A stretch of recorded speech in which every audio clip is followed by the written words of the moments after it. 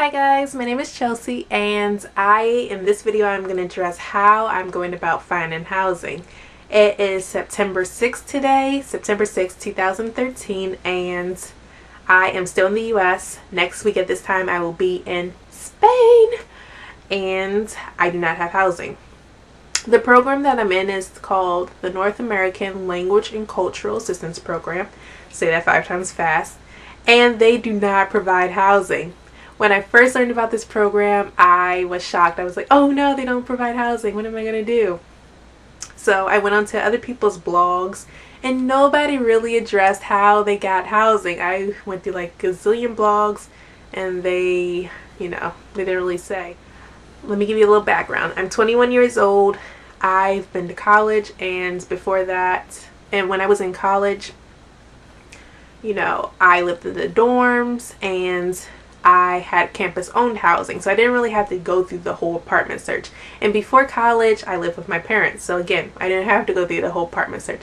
So all of this is brand new, and to make it 10 times harder, or 10 times more challenging I should say, it's going to be in Spanish, so it shall be interesting. So far, since I'm in the US, I can't do too much, but I can look and see what kind of housing is available in the area that I'm going to stay at.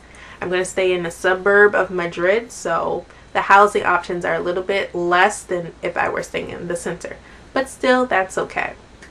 I'm using 2 websites. I'm using a website called easypiso.com and idealista.com, and I will leave those 2 websites in the description box below so that if you're going to Spain you can check them out yourselves. The 2 websites, you can weed out what apartments you don't want to see. Like Idealista, for example, they ask you your gender, they ask you if you are a smoker, they ask you if you have any pets, and you can respond to those questions, and then they ask you if you have a price maximum that you would like to stay at. And so after you click put in all of your criteria, I should say, you click and then they show you a list of apartments. To keep track of the apartments that I've gone over, I keep them in this notebook right here. It's my little handy blue notebook, and I have my apartments in here.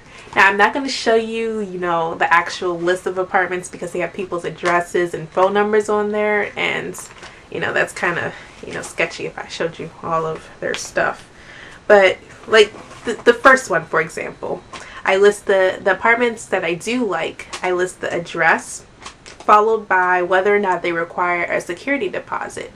Most houses, or pisos are the word for apartment in Spain. Most pisos, they want a security deposit of the first month's rent. And in Spanish, it's fianza de uno mes. Sorry if I butchered that.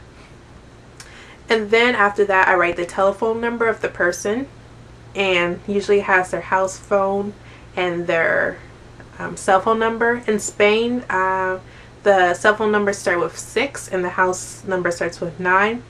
And then I write how much the apartment is each month.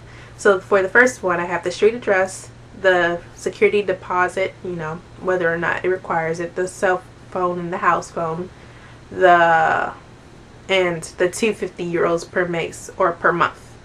And then I have the person's name. And I do it because I apply to so many apartments. My email inbox is crazy. So in order for me, so they'll write me a letter and say, oh Chelsea, I seen that you responded to my ad. You can check out my apartment on this date. And I have no idea who the person is. So I go back to my notebook and I see, which street they live on, and then I click on the ad and I'm like, oh yeah, their house looks like this. Yeah. And they want this much for their house. And I'm like, okay, cool. And then we can set up an appointment from there. So I find that keeping my stuff organized through a notebook, like my blue notebook here, is so much easier, and is so much... Hi guys, my camera, the card said there was insufficient space, so I have to resume now. But like I said, I'm keeping all of my contact information about the apartments inside my handy blue notebook. You can do it on the computer, but I just decided to do it old school by writing it all down. For me, it's just easier. This is how I'm going to keep myself organized. But like I said, you can use a computer. To recap, I am using two websites, easypiso.com and idealista.com. I realized that when I get to Spain, there might be other ways that I can find apartments. Like there could be ad signs in the streets, like "Se vende" for example, which means like to rent, or there could be like rent signs in Spain. But to give me a peace of mind so I could have a running list before I actually set foot in Spain, I decided to go this approach. And I'm going to keep you updated to let you know how it's going.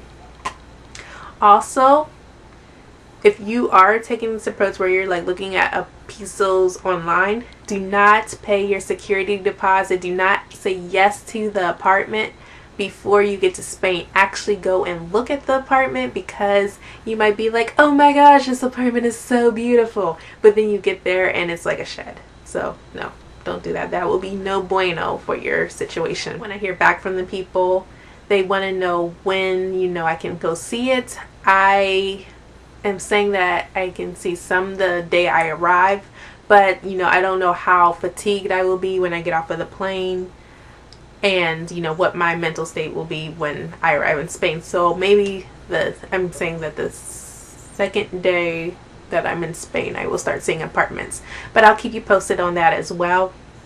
I think it might be best to just wait a whole day before I start looking at apartments, because then I'm thinking my mind will be clearer, and I will not let little things pass me by.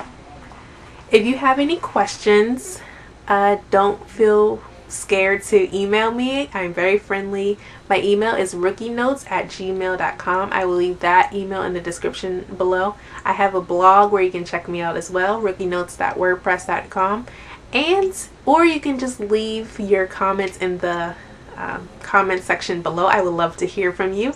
Be sure to subscribe if you want to keep up with my journey, and until next time, see ya. Adios.